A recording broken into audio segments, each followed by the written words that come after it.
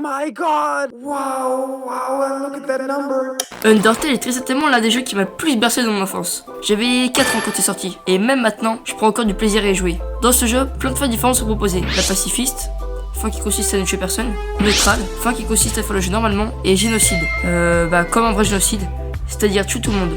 Maintenant les règles du jeu instaurées, je vais pouvoir commencer le principe de la vidéo. Le no-hit.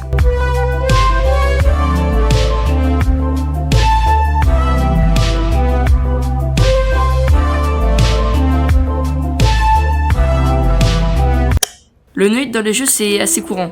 C'est un défi qui demande du skill et de la connaissance dans son jeu. Surtout dans le cas d'Undertale, qui est assez imprévisible. Mais alors quand le premier no-hit a été fait, enfin publié du moins, eh bien c'était il y a 8 ans, en 2005. L'année de la sortie du jeu. Et ce no-hit est détenu par Merg, un youtubeur américain contenant plus d'1 million d'abonnés. Ce que j'appelle le no-hit, c'est de terminer la fin pacifiste et génocide en no-hit. Alors faisons un jeu. Combien de temps, à votre avis, a pris le no-hit de Merg? 1 an. Le no-hit a pris 1 an à être fini complètement en génocide et pacifiste. Mais alors qu'est-ce qui a rendu la tâche si dure? Eh bien, pour ceux qui ne connaissent pas Undertale, Undertale est un jeu complet où l'on joue un humain tombé dans l'underground.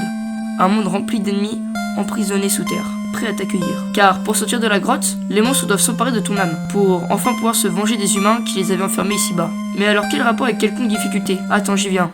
Après toutes ces années passées, les monstres ont su se renforcer et devenir gigastock. Et toi, tu joues un enfant perdu dans ce vaste monde souterrain. À première vue, rien n'est dur, jusqu'à ce que tu arrives à Flowey, la petite fleur jaune, qui va t'expliquer la mécanique la plus importante du jeu, la phase de combat.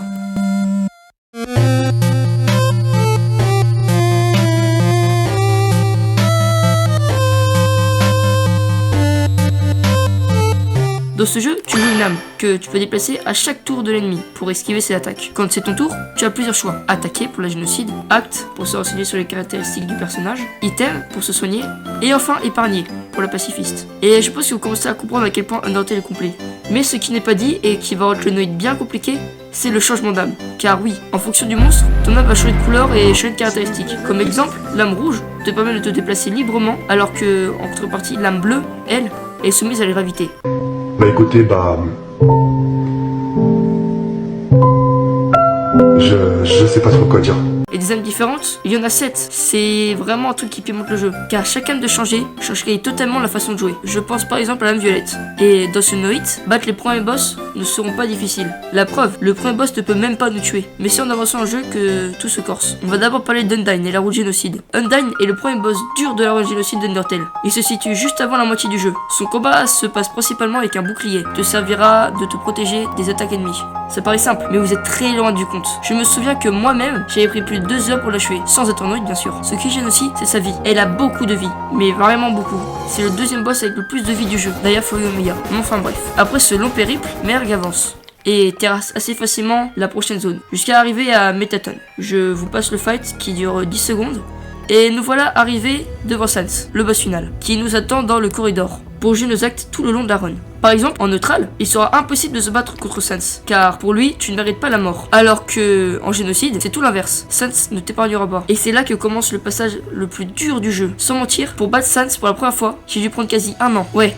Tout ça. La quasi-totalité du combat se passe avec l'âme bleue, l'âme soumise à l'attraction terrestre. Ces patterns ne sont pas du tout simples, car le combat de Sans est juste ultra long. C'est la difficulté du no-hit de ce jeu. Une telle difficulté que même Merg, qui s'était bien entraîné en termes de Undertale, a pris des mois et des mois à le finir. Car en termes de boss dur à no-hit, vous êtes servi. Sans contient en tout 2 phases, qui font durer le fight 15 minutes. 15 minutes de concentration maximale. Je pense que vous imaginez pas le stress que c'est de finir le combat sans prendre un hit. Mais c'est pas quoi avec Merg, qui lui va tryhard, et au bout d'un moment, réussir son no-hit.